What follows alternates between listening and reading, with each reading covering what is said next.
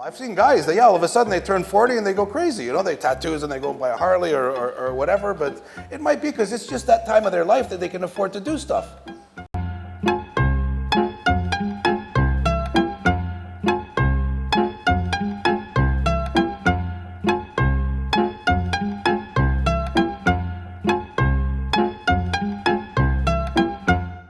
Well, the Rebels MC Malta we're a motorcycle club, an MC club. Originally, our club was established 1969 in Australia by Alex Bella, you know, and then over the years it grew all through Australia, and now we've grown worldwide as well, you know, and we're just a bunch of guys like a brotherhood that we're really into our motorcycles and having friends, you know, but then it gets a little bit more intense in the sense that we treat each other with a lot of respect and loyalty, and we're like brothers.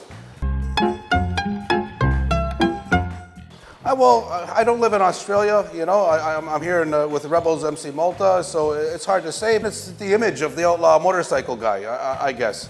And we're easy targets as well, you know, easily identified, you know, because there's a lot more people and stuff that are doing bad things that they don't really discuss or speak about. I guess once this club starts to grow as well, you let in the good with the bad. You know, you might get members that start to come in and maybe do certain things, you know, that they shouldn't be doing, and then it makes everybody look bad, I guess. Usually, if we see someone that's got a nice bike, like a Harley or something, we approach him, and if he agrees, he'll come with us for about 5 to 6 rides to see what kind of person he is. Then he gets voted, and he gets voted as a nominee. Then after 12 months, he gets voted again to become a full patch member. If he done something that we didn't like, or some members don't like, you need to get 2 that are against his nomination to become a full member, and then we give him an extension for another 6 months.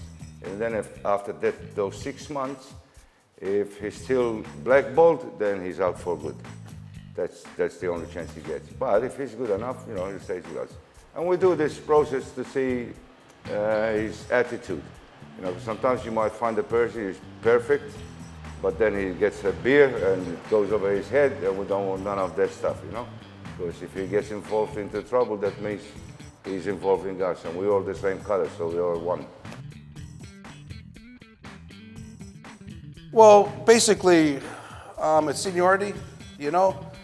But the thing is, to open a charter or a chapter in any country, you have to have 5 people. I think it's a vice, you have to have the president, the vice president, a sergeant at arms, a treasurer, and maybe a road captain. But to get into these positions, obviously, if you come and be a prospect, like what happened to me was after I prospected, I was voted in as a full patch member. After being a full patch member, I was voted in as sergeant at arms. Okay, and then after sergeant at arms, I was voted in as president. But that's the process, you know. It depends on the years and the loyalty and your attitude towards a club and how much you want to get involved as well. Because there's certain people, they don't really want to get involved. They weren't built to be leaders and to lead the brothers, you know, and all the rest of it. For me, personally, my dad was into motorcycles. He bought me my first motorcycle. I was 10 years old. You know, so I've been on bikes my whole life. I had a motocross bike. I used to go enduro riding, you know, and all the rest of it, road bikes, you know, you name it, I've had it.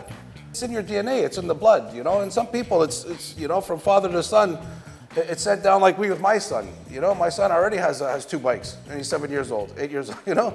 So it's just, I don't know, it's in the blood, you know. It's just that freedom you feel when you're on a motorcycle and you're just riding down the road and you get the wind, and I won't say in my hair because I ain't got any hair, but you know, it's just the freedom you feel, the feeling you get when you're on a big bike, you know? Well, that's all politics, and you know, I don't know if I can use the word bullshit. You know, what they did to Alex was very unfair. It was a very low blow. You know, they didn't give him a chance to go back and fight his court case against the government or the immigration. You know, they did it to him when he was here in Malta. He was here on holiday, he came to one of our events. You know what I mean? And then they gets a call that his visa's been pulled and he can't go back to Australia. When the man, I don't understand, because the man is married to an Australian woman. He's got kids, he's got grandkids, he's got his businesses, he's all his properties. You know, he's always paid tax and all the rest of it. But for them, they want to try to cut the head off of the snake. You know, get rid of the big boss from Australia and get him stuck here in Malta, which you know, okay, Alex Vella built the club from the ground up, you know, and a lot of people respect him for that. You know what I mean? But what they did to him, to a man that doesn't even have a criminal record, you know, and they just said, listen, you can't come back. I think it's pretty unfair. It would be unfair to anybody. Because of one man, it doesn't, you know, it's not everybody's matter. Because if some priest has done something bad to some child, you know, you don't go and arrest the Pope. You know what I mean? And then Alex Vella gets all the heat for everything. No. Well, as far as I know, we're not sexist or something, but the reason why women are not allowed is just to safeguard them, sort of, you know? Not as such in Malta, but overseas. You know, some countries, they're a little bit tougher. I mean, not a little bit, they're a tough lot. And a woman can become an easy target. That doesn't mean that they'll come out with us, like my wife, she comes riding with me, but they can't be a member. There are some clubs, in Malta for sure I know, that are women only, so we don't take it against them.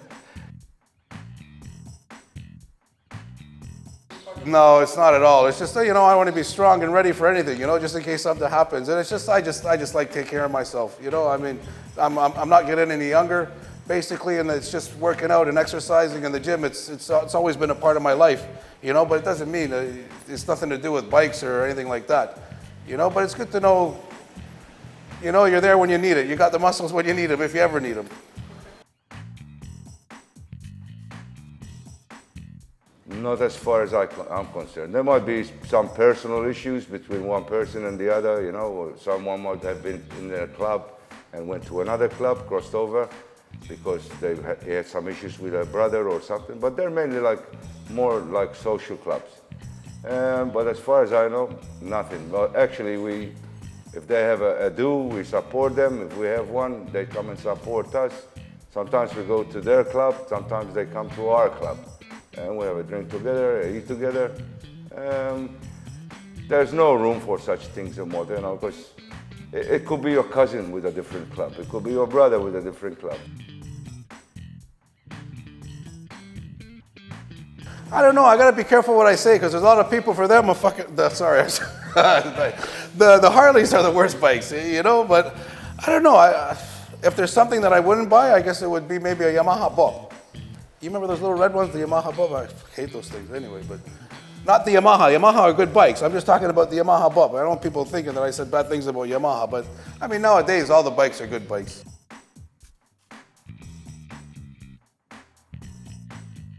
I had my Harleys and my tattoos before I was 40 years old.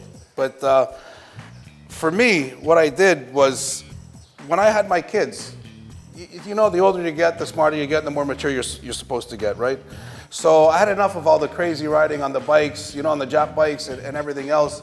And what I did was I sold my Jap bikes and I invested in my first Harley, you know, and then I bought another Harley, and then we built this chopper, you know, Phil Piper and I and everything. And I don't think, but yeah, some people possible. I've seen guys that, yeah, all of a sudden they turn 40 and they go crazy, you know, they tattoos and they go buy a Harley or whatever, but it might be because it's just that time of their life that they can afford to do stuff. Because there's a lot of people, they work for their family all their life, and then when you're at 40, 45 years old, your kids have grown up a bit. You know, you can maybe afford it, because nowadays to get tattoos, it's big money if you go to the good ones. You know what I mean? And so you want a 700-800 euro tattoo, 1,000 euro tattoo, and you go to a 30,000 euro bike, 25,000 euro bike, you gotta have the money for it as well. And some people, it's because at that age, they can afford it.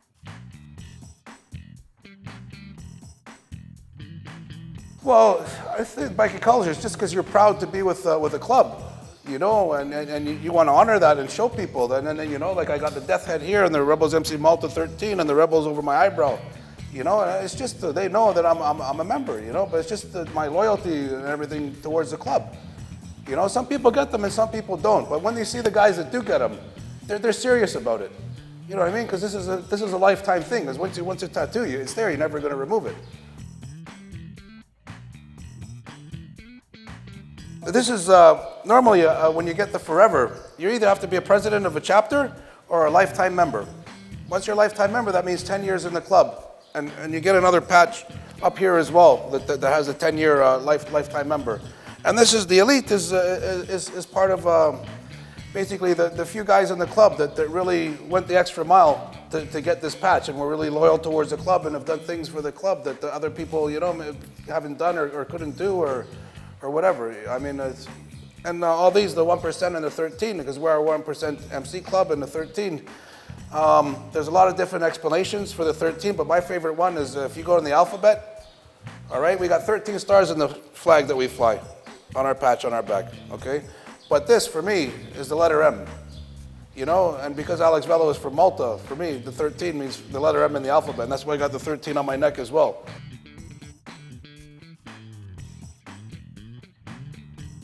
We do elections. We have yearly elections, you know, and right now there's the committee. We have the committee, you know, and we got Ray. He's the president. We got Alan. He's the vice. You know, I'm the sergeant at arms at the moment. You know, we got Johnny over there. He's the treasurer.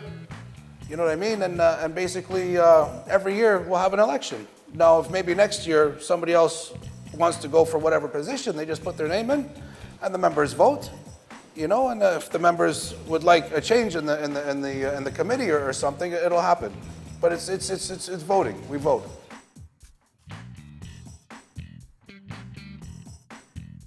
Well, in Australia, we're a big V-twin club. When big V-twins are Harley Davidsons, basically. You know, now they're not Sportsters or anything above the Sportster. Okay, the 1200cc engines, the 88 Cube or whatever they are, or less than that, they're not allowed in the club. You know. But here in Malta, because not everybody can afford a Harley or a flashy bike, they changed the rules for us and they allowed us to have Japanese custom bikes, no less than 600cc though. You understand? And that's the thing for us here, you know, because we're really into our bikes, we like our Harleys and our choppers and whatever. You know, we like the American stuff, basically.